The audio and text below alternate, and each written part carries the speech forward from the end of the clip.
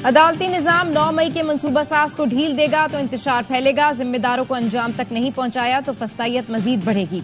DG ISPR lieutenant general Ahmad शरीफ की media briefing, कहा law and order सूबों की जिम्मेदारी है, फौज की नहीं। बन्नू अमन मार्च में मुसल्ला लोग शामिल थे, रियासत और फौज के खिलाफ नारे लगाए गए, सप्लाई डिपो लूटा गया, फौज का रद्द-ए-अमल एसओपी और ऑर्डर के मुताबिक था। वाकये के बाद हंगामा खड़ा किया गया कि फौज ने सीधी गोली चलाई।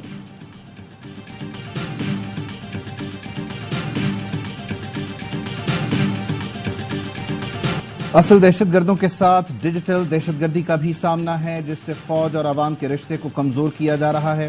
डीजीआईएसपीआर ने कहा, बन्नू में दहशतगर्दी के साथ सोशल मीडिया पर फौज को बदनाम करने के लिए दहशतगर्द तैयार बैठे थे।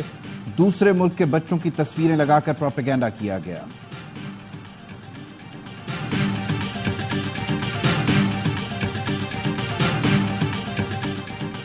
और हल्फनामे निशाना था, छापा एक बहाना था। मखसूस निश्चितों पर सुप्रीम कोर्ट के फैसले ने हुकूमत को बदहवास कर दिया।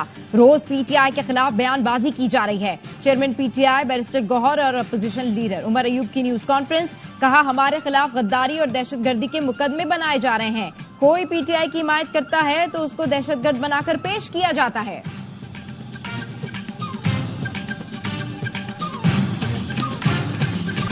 इंतहाई संजीदा इश्यूज को भी सियासत की भीड़ चढ़ाया जा रहा है।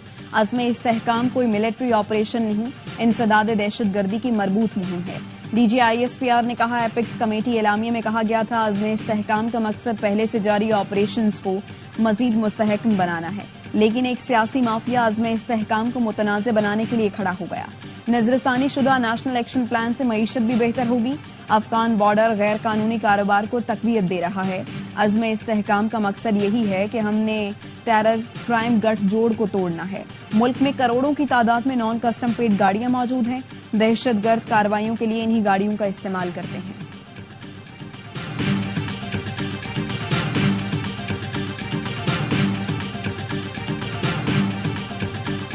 हुकूमत पाकिस्तान का और फौज पाकिस्तान का बड़ा क्लियर गैर मुबहम मौक़िफ़ है। This is genocide, this is totally unacceptable. ये धरना हुआ तो हुकूमत और इदारे के साथ उस हसासियत और जज्बातियत को सामने रखते हुए किसी तरीके से उसको रिजॉल्व करने की कोशिश कर रहे हैं। फेक न्यूज और प्रोपेगेंडा शुरू हो गया कि इदारे ने खुद लाके इसको बिठाया। कल अगर जमात इस्लामी गाजा के ऊपर धरना देगी तो आप कहेंगे कि ये भी फौज ने आके बिठाया। मसला फलस्तीन पर हुकूमत और फौज का बड़ा वाज़ेह मौक़िफ़ है। नस्ल कुशी बिल्कुल नाकाबिल कबूल है। डीजीआईएसपीआर का कहना है, हुकूमत और इदारे टीएलपी के धरने को इसकी हसासियत और जज्बात को मद्देनजर रखकर खत्म करने की कोशिश करते रहे। प्रोपेगेंडा शुरू कर दिया गया कि इदारे ने खुद लाकर बिठाया है। आंसू गैस, लाठीचार्ज या अगर टकराव होता तो आपकी तसल्ली होती। हुकूमत और इदारे धरने वालों के साथ पुरअमन तरीके से मसला हल करने की कोशिश करते हैं। कल अगर जमात इस्लामी गजा पर धरना दे तो आप कहेंगे ये भी फौज ने कराया है।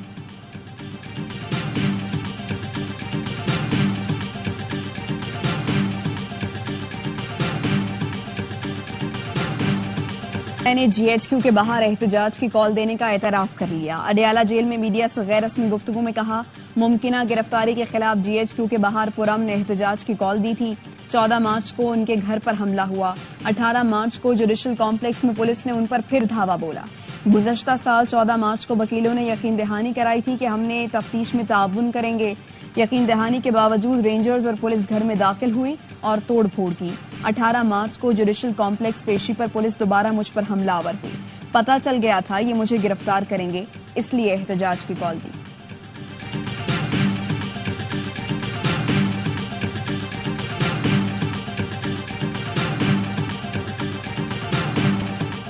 पीटीआई तर्जुमान रऊफ हसन इस्लामाबाद से गिरफ्तार। कानून नाफिज करने वाले इदारों का पीटीआई सेक्रेटेरिएट पर छापा, कंप्यूटर और रिकॉर्ड जब्त कर लिया। एफआई और पुलिस हुकाम ने बताया, पीटीआई सेक्रेटेरिएट में डिजिटल मीडिया मरकज इंटरनेशनल डिसइंफॉर्मेशन का मरकज बना हुआ था, जहां से लोगों को भड़काया और प्रोपेगेंडा किया जा रहा था। कानून नाफिज करने वाले इदारों ने शवाहिद की बुनियाद पर छापा मारा। कार्रवाई PTI international social media activist की जानिब से दी गई मालूमात पर की गई। कानून नाफिज करने वाले इदारों ने प्रोपेगेंडे में मुलव्वस लोगों को गिरफ्तार किया।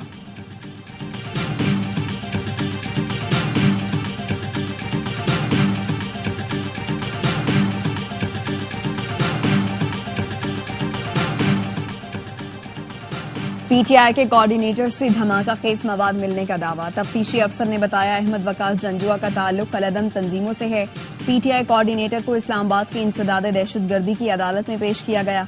अहमद वकास जंजुआ का 7 दिन का जिस्मानी रिमांड दे दिया। अहमद जंजुआ की गिरफ्तारी जाहिर होने पर इस्लामाबाद हाईकोर्ट ने गुमशुदगी से मुताल्लिक दरखास्त निपटा दी।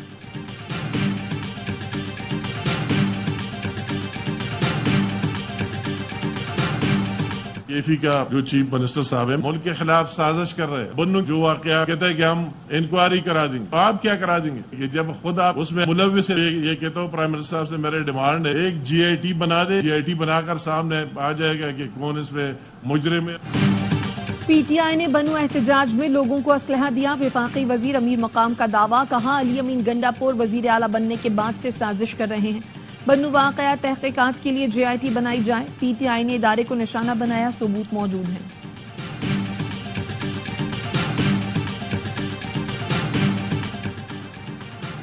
जमात इस्लामी ने मुल्क में नए इलेक्शन की मुखालिफत कर दी। इस्लामाबाद में न्यूज कॉन्फ्रेंस करते हुए अमीर जमात इस्लामी हाफिज नईम ने कहा, पाकिस्तान को इस वक्त असर नौ किसी इलेक्शन की जरूरत नहीं।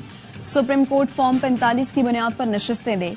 अपने ट्वीट में DG ISPR की प्रेस कॉन्फ्रेंस पर रद्द-ए-अमल देते हुए लिखा, खैर मकदम करते हैं कि अज़्म इस्तेहकाम फौजी ऑपरेशन नहीं। अगर हुकूमत मशावरत के बाद फैसले करे तो कन्फ्यूजन नहीं होगी। हमारा उसूली मौक़िफ़ है कि फौजी ऑपरेशन से मसाइल हल नहीं होते। मुल्क किसी फौजी ऑपरेशन का मुतहम्मिल नहीं हो सकता।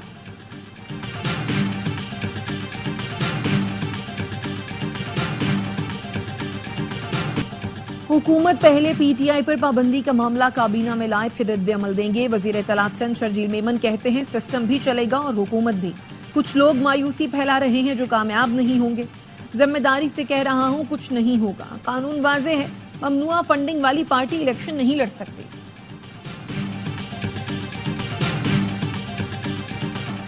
वज़ीर आज़म शहबाज शरीफ से वज़ीर कानून और अटॉर्नी जनरल की मुलाकात। वफाकी वज़ीर इत्तलात अता तारड़ भी मौजूद। अहम कानूनी उमूर पर मुशावरत। वज़ीर आज़म ने वफाकी काबीना का कल तलब किया गया इजलास मुलतवी कर दिया। हुकूमत IPPs का ऑडिट करे, बिजली खरीदारी के मुआहदे में तरमीम करे ताकि IPPs और पावर जनरेशन कंपनी से सिर्फ खरीदी गई बिजली की अदायगी हो।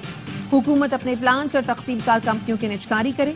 साबिक वजीर तिजारत गौहर एजाज कहते हैं तवानाई शुबे में इस्लाहात के लिए पावर एक्सचेंज कायम किया जाए। सार्फिन के लिए 7 रुपए 13 पैसे का इजाफा खत्म किया जाए। सदकाती जौहर कंधारी ने IPP से मुआहदा गैर मुनसिफाना करार दे दिया। नजरसानी का मुतालबा, कहा मामला ठीक ना हुआ तो सनत चलेगी ना एक्सपोर्ट होगी।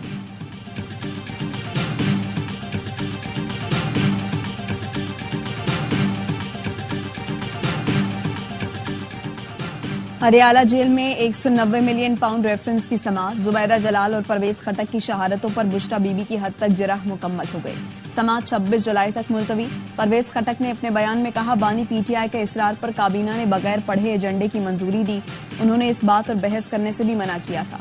परवेज खटक ने बयान को तहरीरी बयान का हिस्सा बनाने के लिए दरखास्त दायर कर दी। नैब के गवाह डिप्टी डायरेक्टर नैब उमैर आतिफ का बयान कलमबंद कर लिया गया।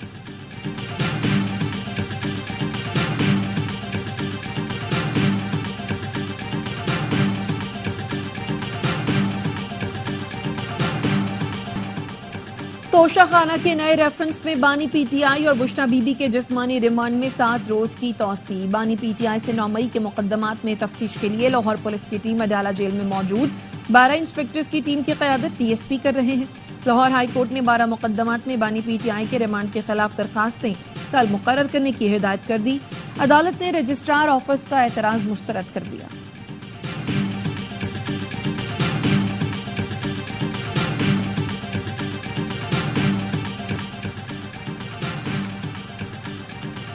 फ्रैंकफर्ट में काउंसिल खाने के बाहर लोग जमा हुए तो सिक्योरिटी इंतजाम सही नहीं थे। कहीं एहतजाज की कॉल हो तो सिफारत खाने की सिक्योरिटी बढ़ा दी जाती है। तर्जुमान दफ्तर खारजा मुमताज जहरा बलोच का कहना है, कल जर्मन सफीर से बात हुई तो उन्होंने माजरत की। जर्मन हुकाम ने सख्त एक्शन की यकीन दहानी कराई है। शवाहिद के साथ बताएंगे कि एहतजाज करने वाले किस मुल्क के शहरी थे। शुमाली वजीरिस्तान मीर अली के गांव जरकी में लड़कियों का स्कूल बारूदी मवाद से उड़ा दिया गया।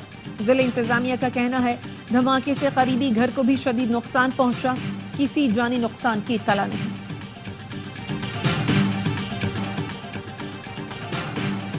चिकन के रेट बढ़ गए, जिम्मेदार इदारे कहां हैं? वज़ीर आला पंजाब का चिकन की मसनूई महंगाई पर इजहार तशवीश, इजलास तलब कर लिया। चिकन की कीमतों का तयन करने के लिए रेगुलेटरी मैकेनिज्म तश्कील देने की हिदायत। मरियम नवाज ने कहा, चिकन अवाम के ज्यादा इस्तेमाल की चीज है, रेट बढ़ना गवारा नहीं।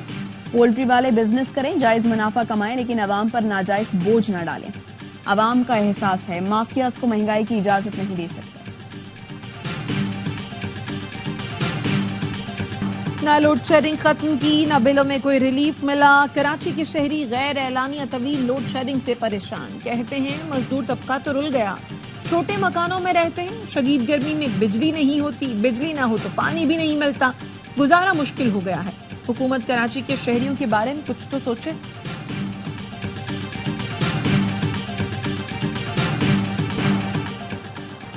कराची के मुख्तलिफ इलाकों में हल्की बारिश, गर्मी की शिद्दत में कमी न आई। दर्जा हरारत 35, शिद्दत 48 डिग्री तक महसूस की गई।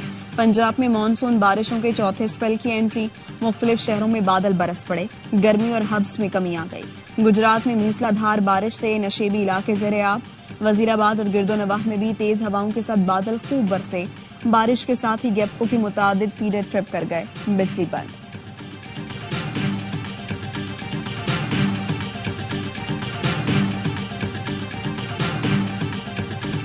हैदराबाद में IT टेस्ट मुकम्मल, नताइज का ऐलान जल्द बजरिया ईमेल होगा। गवर्नर सिंध कामरान टेसोरी कहते हैं, टेस्ट पास करने वाले 50,000 तलबा को आलमी सतह का कोर्स कराएंगे। कराची की तरह हैदराबाद के तलबा को भी लैपटॉप, जदीद मोबाइल फोन देंगे। सिंध के लोगों ने अवामी गवर्नर का लक़ब दिया, जिम्मेदारी निभाने के लिए जो हुआ करूंगा।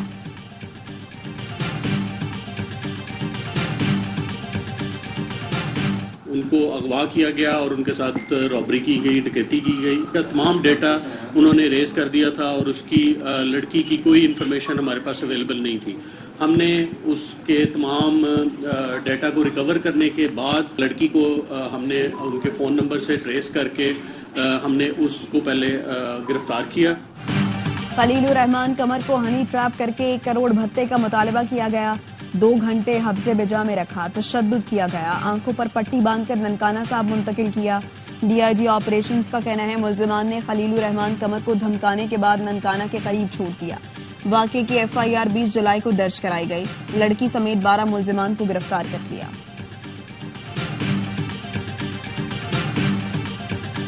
अमरीकी सदर जो बाइडन सदारती इंतखाबात की दौड़ से दस्तबरदार, कमला हैरिस को सदारती उम्मीदवार नामजद कर दिया। जो बाइडन का कहना था दोबारा सदारती इलेक्शन लड़ने की ख्वाहिश थी, लेकिन मुल्क और पार्टी के बेहतरीन मफाद में दस्तबरदारी का फैसला किया। बाइडन की दस्तबरदारी के बाद कमला हैरिस सदर बनने के लिए पुरअज़्म, कहा डेमोक्रेट्स की नामजदगी हासिल करना और जीतना मेरा मकसद है। डोनाल्ड ट्रंप का रद्द-ए-अमल, बोले एस्टैब्लिशमेंट, मीडिया और करप्ट डीप स्टेट की मुझे रोकने की कोशिशें नाकाम हो गई। धोखेबाज जो बाइडन सदारती उम्मीदवार का अहल नहीं था।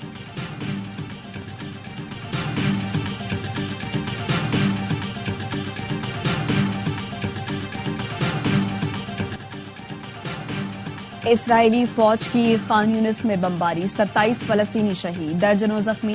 गुज़श्ता एक हफ्ते में नसीरात पनाहगुज़ीन कैंप पर 63 हमले किए गए, 91 फलस्तीनी शहीद और 251 जख्मी। यमन में इसराइल के फजाई हमलों में 6 अफराद हलाक और 83 जख्मी हो गए।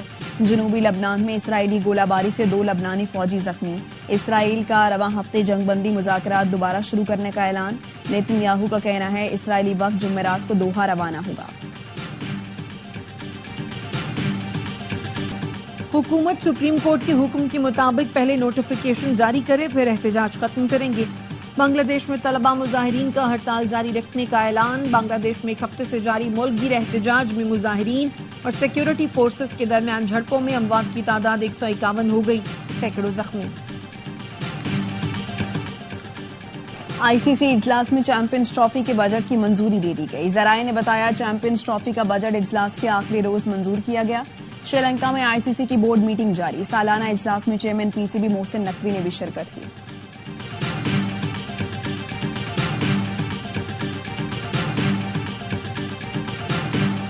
पाकिस्तान शाहीन्स ने बांग्लादेश ए को 4 रोजा मैच में 148 रन से शिकस्त दे दी। बांग्लादेश ए को 428 रन का हदफ मिला था, लेकिन पूरी टीम 279 रन बनाकर आउट हो गई।